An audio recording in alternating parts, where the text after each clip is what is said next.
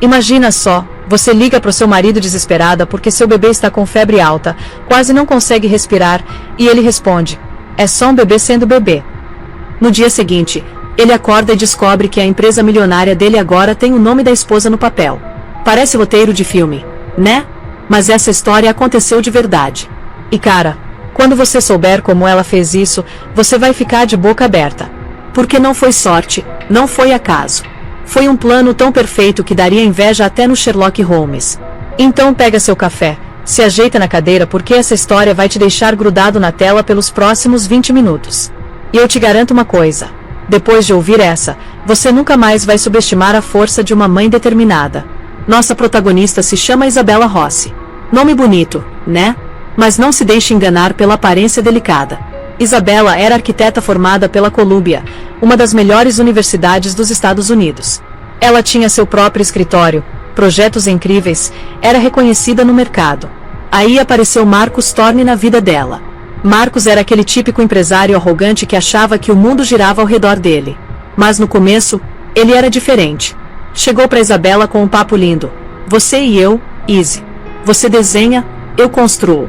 Vamos construir um império juntos. E Isabella, como qualquer pessoa apaixonada, acreditou. Ela fechou o próprio escritório para trabalhar com ele. Os projetos dela que colocaram a empresa no mapa.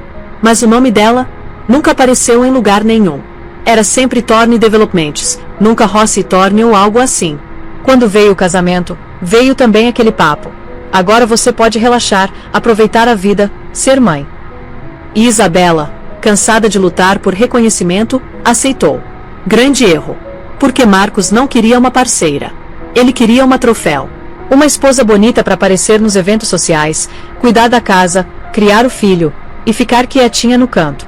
E foi exatamente isso que aconteceu.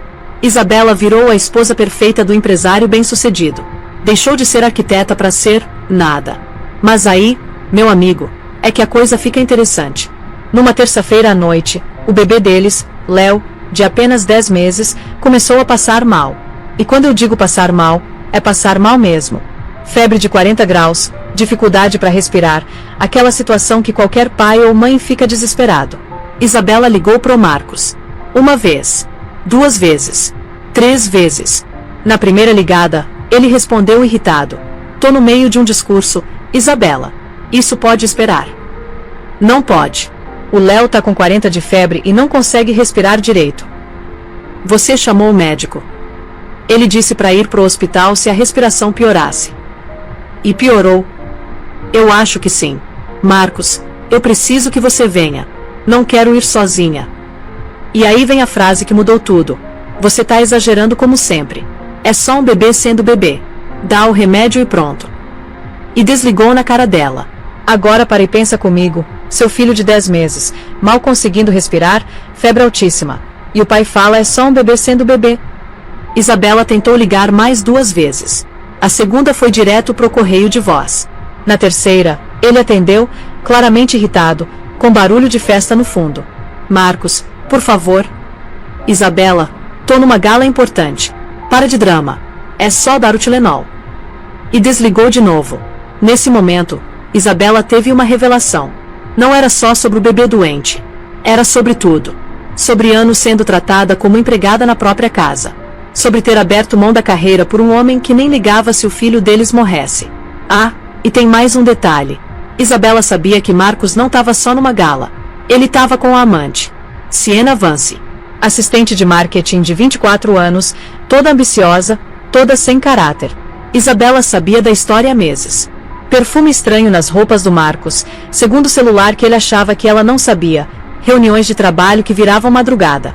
Isabella até tentou conversar sobre isso algumas vezes. Sabe o que ele fez? Virou o jogo.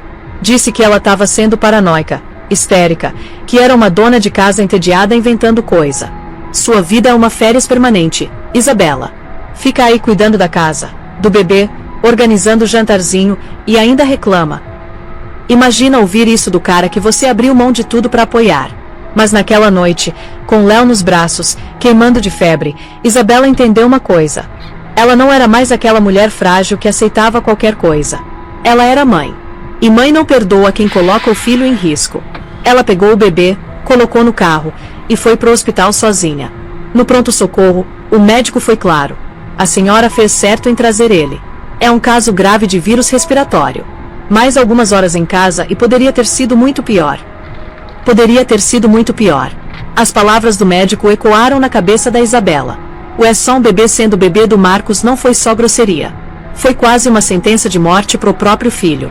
E foi ali, na sala de espera do hospital, que Isabela tomou a decisão que mudaria tudo. Ela não ia pedir o divórcio. Não ia fazer escândalo. Não ia chorar ou implorar. Ela ia destruir Marcos Thorne da forma mais elegante e devastadora possível. Primeira ligação que Isabela fez do hospital não foi pra mãe, não foi pra amiga, não foi pra ninguém da família. Foi pra David Shen. David era o diretor financeiro da empresa.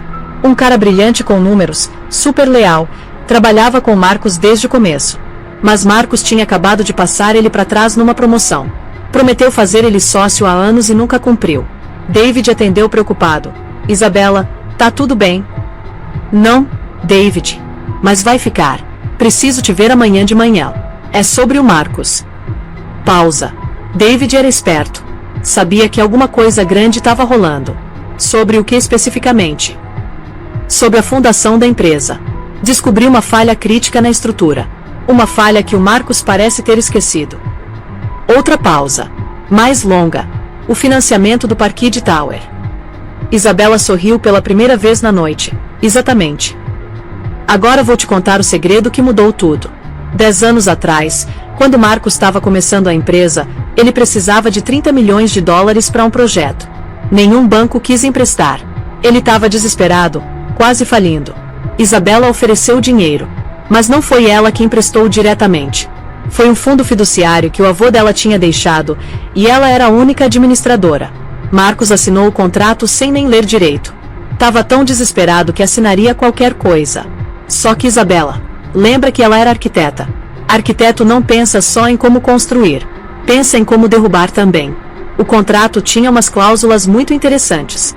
Se o CEO da empresa cometesse má conduta financeira grave ou negligência que pudesse prejudicar a reputação da empresa, Isabela poderia cobrar o empréstimo imediatamente. E se ele não conseguisse pagar em 24 horas? Controle da empresa ia direto para ela. Marcos não sabia disso. Tinha esquecido completamente. Mas Isabela lembrava de cada vírgula daquele contrato. No dia seguinte, Isabela e David se encontraram no antigo escritório dela. Isso mesmo. Ela ainda mantinha o escritório de arquiteta, pagando aluguel com dinheiro próprio. Marcos achava que era hobby. David chegou pontualmente às 8 horas. Isabela serviu café e foi direto ao ponto. Marcos está roubando dinheiro da empresa. E você tem as provas. David quase engasgou com o café. Isabela. David, eu sei que ele usa a subsidiária Evergreen Construction como conta pessoal. Sei que ele paga o apartamento da amante com dinheiro da empresa. Sei dos carros, das viagens, das joias. Você tem tudo documentado porque é seu trabalho. David ficou em silêncio. Era verdade. Ele tinha todas as provas. Notas fiscais falsas, transferências suspeitas, milhões de dólares desviados ao longo dos anos. Se eu fizer isso, ele vai nos destruir. David, ele já nos destruiu. A diferença é que agora podemos nos vingar.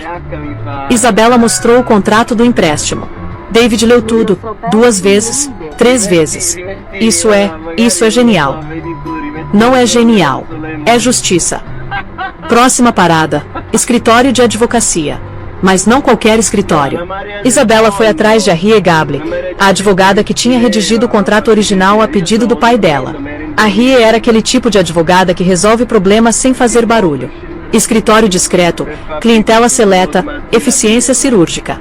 Quando Isabela explicou a situação, Arrie sorriu. Era um sorriso perigoso. Seu pai era um homem sábio, Isabela. Ele me disse na época: o Marcos é brilhante, mas imprudente. Construa uma fortaleza para minha filha nesse contrato. E você construiu. Com certeza construí. Este documento é uma obra de arte jurídica.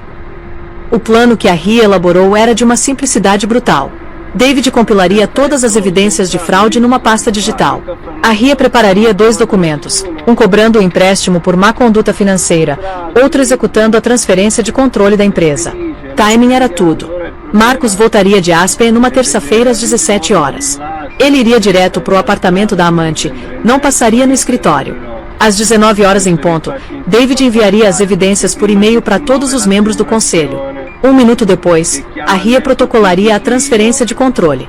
Quando o conselho terminasse de ler a primeira página das evidências, Isabela já seria oficialmente dona da empresa. É um golpe de estado digital, explicou a RIA. Sem tempo para reação, sem possibilidade de defesa. Terça-feira chegou. Isabela passou o dia no hospital com Léo, que já estava melhorando. Coordenou tudo pelo celular, mensagens criptografadas, timing perfeito. Enquanto isso, Marcos estava em Aspen, esquiando com o amante, fechando negócios, se achando o rei do mundo. Às 17 horas, o avião dele pousou. Como previsto, foi direto para o apartamento da Siena. Às 18 horas e 55, Isabela estava colocando Léo no carro, alta hospitalar. O timing parecia coisa do destino. 19 horas em ponto. David clicou em enviar. As evidências voaram para os e-mails dos 7 membros do conselho. Assunto: evidências urgentes de negligência fiduciária do CEO Marcos Torne. 19 horas e 1, a RIA clicou 2 vezes. Protocolos enviados. Carimbos digitais registrados. Em menos de 2 minutos, o império mudou de dono. Naquele exato momento, Marcos estava brindando com champanhe. Ao futuro. E a conseguir tudo o que você quer. Enquanto isso, Isabela chegava em casa. Mas não era mais a casa dele. Era a sede do novo império dela. Os e-mails começaram a chegar quase imediatamente. Arthur Paddington, presidente do conselho, foi o primeiro, recebido e reconhecido. O conselho ratificará a transferência e aguarda suas instruções, Sra. Rossi. Um por um, todos os membros do conselho responderam da mesma forma. Não tinha o que discutir. As evidências eram irrefutáveis. Ficar do lado do Marcos agora seria suicídio corporativo. Isabela leu os e-mails no computador do Marcos, sentada na cadeira dele. Pela primeira vez em anos, ela sorriu de verdade. Não era um sorriso de alegria ou vingança. Era o sorriso tranquilo de um arquiteto vendo seu projeto mais complexo se erguer perfeitamente. O rei estava brindando num paraíso de tolos. Não fazia ideia de que o reino já tinha caído. Marcos acordou na manhã seguinte com aquela sensação estranha de quem bebeu demais. Luz forte entrando pelas janelas do apartamento da Siena, ressaca, gosto ruim na boca. Pegou o celular para começar o dia mandando todo mundo correr, como sempre fazia. Clicou no e-mail corporativo. Uma mensagem apareceu. Acesso negado. Entre em contato com o administrador do sistema. Deve ser algum problema técnico. Pensou. Tentou de novo. Mesma mensagem. Tentou acessar o sistema interno da empresa. Perfil dele não existia mais. Em vez da foto, um ícone genérico cinza. Que porra é essa? Ligou pro COO, aquele puxa-saco que ele tinha promovido no lugar do David.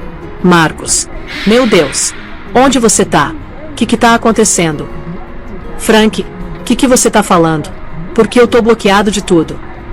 Eles tiraram você, Marcos. As contas, o conselho, tudo. Teve uma reunião de emergência ontem à noite. Tem gente da advocacia aqui trocando fechaduras, tirando os servidores do ar. É a Isabela, Marcos. Não sei como, mas é a Isabela. Marcos riu. Literalmente riu. Frank, você tá pirando. A Isabela mal sabe ligar um computador. É algum hacker, algum concorrente. Tô indo pra aí. Desligou e se vestiu rapidamente, ignorando as perguntas da Siena. A viagem de Uber pro centro foi um pesadelo de ansiedade. Marcos se via já entrando no prédio como um furacão justiceiro, demitindo meio mundo, processando os hackers, retomando o controle. Chegou no prédio da Torne Developments. Seu prédio. Passou o cartão na catraca. B. Luz vermelha. Acesso negado. Tentou de novo. B. Acesso negado. Paul. Gritou pro chefe de segurança. Abre essa porra agora. Paul, constrangido, evitou olhar nos olhos. Desculpa, Sr. Torne. As instruções são que seu acesso foi revogado. Não posso deixar passar. Eu dou as instruções aqui. A voz ecoou no lobby de mármore. Funcionários pararam para olhar. A humilhação pública foi como um balde de água fria. Isso é tudo, Paul. Você tá lidando com a situação corretamente. A voz era calma, fria, autoritária. Marcos se virou. A Rie Gable. com 2 seguranças de terno escuro e uma pasta azul marinho na mão. Senhora Gable, Marcos tentou recuperar a compostura. A que devo prazer? Minha esposa histérica contratou a senhora para me entregar papéis de divórcio. Sim, respondeu a Ria sem piscar. Mas esse é o menor dos seus problemas. Ela entregou a pasta. Sugiro que leia antes de se humilhar ainda mais. Marcos abriu a pasta numa poltrona do lobby, sob olhares curiosos de funcionários que passavam. Primeira página. Aviso formal do Conselho. Marcos Thorne foi removido do cargo de CEO e presidente por má conduta financeira e negligência, conforme estipulado no acordo de financiamento do Parquide Tower. Controle majoritário transferido legalmente para Isabella Rossi. Ele leu o nome dela 3 vezes. O cérebro se recusava a processar. Páginas seguintes. Cópia do contrato que ele tinha assinado 10 anos atrás. Sua própria assinatura arrogante no final. O relatório detalhado do David. A traição era tão profunda que ele ficou sem ar. Por fim, ata da reunião do conselho com a assinatura de cada membro ratificando a mudança. Ele tentou ligar para cada um dos conselheiros. Todos direto para a caixa postal. Cada chamada não atendida era mais uma porta se fechando. Pegou outro Uber para casa. A viagem foi uma descida ao inferno pessoal. A cidade que ele via como playground agora parecia alienígena e zombeteira. Chegou em casa gritando: Isabella! Isabella! A encontrou no escritório dele. Dela, agora. Estava sentada atrás da mesa, vestindo um terno azul escuro poder. O ambiente estava diferente. Os troféus do ego dele, as fotos de autoelogio, tudo tinha sumido. O ambiente parecia mais limpo, focado, poderoso. Na mesa, 2 coisas, uma xícara de chá fumegante e papéis de divórcio. Ela não levantou os olhos quando ele entrou. Simplesmente tomou um gole do chá, o barulhinho da porcelana o único som no ambiente. O que você fez? Ele sussurrou, voz estrangulada de desespero e raiva. Ela finalmente olhou para ele. Não era ódio, não era lágrima, não era vingança. Era algo muito pior, indiferença. O olhar de uma CEO avaliando um ativo falido. Eu garanti o futuro do meu filho, disse, voz calma como um lago congelado. Algo que você não estava disposto a fazer.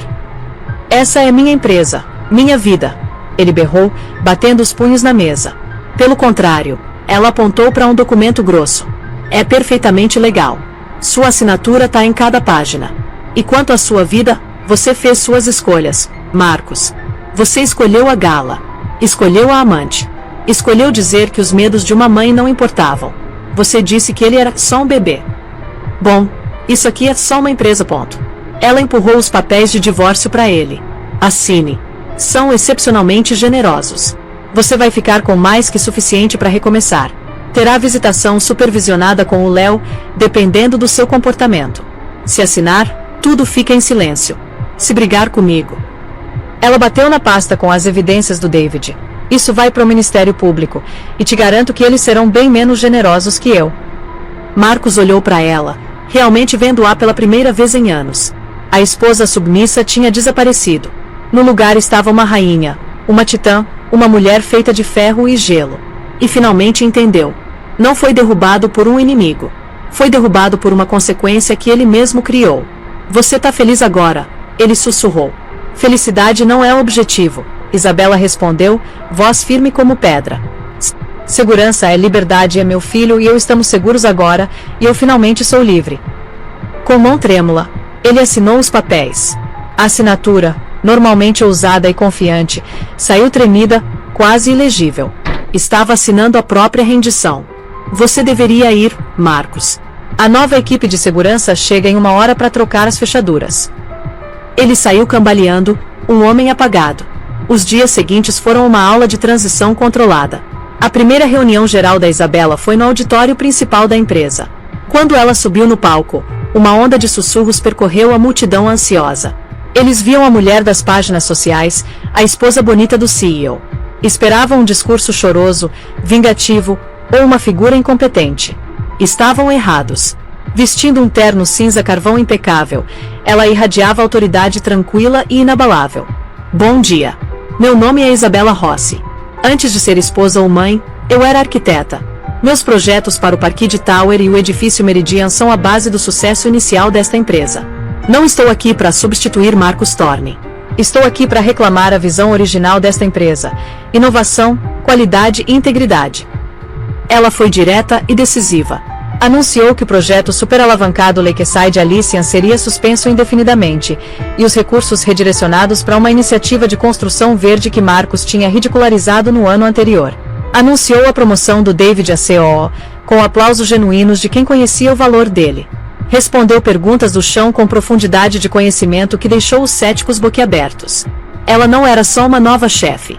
Era uma líder. Nas semanas seguintes, uma nova cultura floresceu nos corredores da empresa, rapidamente rebatizada de Thorne Developments para Rossi Build. Enquanto isso, o mundo do Marcos tinha encolhido pro tamanho de um banco de bar. Ele se sentava num bar de hotel caro e mal iluminado, cuidando de um uísque, um fantasma assombrando o próprio passado. Na TV acima do bar, uma âncora de notícias financeiras elogiava o crescimento meteórico das ações da Rossi Build. A CEO Isabella Rossi está sendo aclamada como visionária, trazendo nova vida e senso ético para a indústria da construção. Numa mesa próxima, 2 banqueiros jovens brindaram. A Rossi. Lenda. Marcos virou o drink, o som da própria irrelevância sendo uma pílula amarga. 6 meses após a tomada de poder, o escritório da Isabella não tinha semelhança nenhuma com o que Marcos ocupava. Os móveis pesados e escuros tinham sumido, substituídos por madeira clara, vidro e aço. Modelos arquitetônicos dos novos projetos ousados dela enchiam as paredes, e no chão, Léo brincava feliz com um conjunto de blocos de montar gigantes. Ela o pegou no colo, a risada saudável dele enchendo a sala. Ele já estava andando, uma criança forte e confiante. Era a personificação viva da vitória dela. Ela o carregou até a janela gigante com vista para o skyline da cidade, uma tapeçaria brilhante de conquistas humanas. O sol poente pegou as bordas do vidro e aço, fazendo tudo parecer brilhar por dentro. Segurou o filho apertado, deixando ele apoiar a cabecinha no ombro dela. Ele estava seguro, estava protegido, e o futuro deles era tão brilhante e ilimitado quanto a vista diante deles. Olha, Léo. Ela sussurrou, voz cheia não de arrogância, mas de um senso tranquilo e profundo de propósito. Nós construímos o mundo. E assim, uma frase desdenhosa, é só um bebê, se tornou o catalisador que derrubou um império e construiu outro. Esta não é só uma história de vingança. É uma história de recuperação. É sobre a força silenciosa que tantas pessoas, especialmente mulheres, são forçadas a cultivar nas sombras do ego de outra pessoa. A história da Isabella nos lembra que as fundações que ajudamos a construir para os outros às vezes têm plantas secretas para nossa própria libertação. Ela não só pegou a empresa dele. Ela recuperou o nome, a carreira e o poder. Agora me conta, o que você teria feito no lugar dela? Acha que ela foi longe demais? Ou foi a resposta perfeita para anos sendo diminuída e uma traição final imperdoável? Todo mundo tem um ponto de ruptura. E às vezes chegar nele é a única forma de descobrir nossa verdadeira força. Se essa história de justiça e empoderamento tocou você, deixa aquele like maroto. Compartilha com alguém que precisa ouvir isso. E se inscreve no canal para mais histórias reais onde os subestimados se levantam e reclamam o trono. Conta pra gente nos comentários, qual foi sua parte favorita dessa reviravolta épica? E se você conhece alguma história parecida, joga aí embaixo que a gente adora essas reviravoltas da vida real. Valeu por ficar até o final, e lembra, nunca subestime uma mãe determinada. Até a próxima!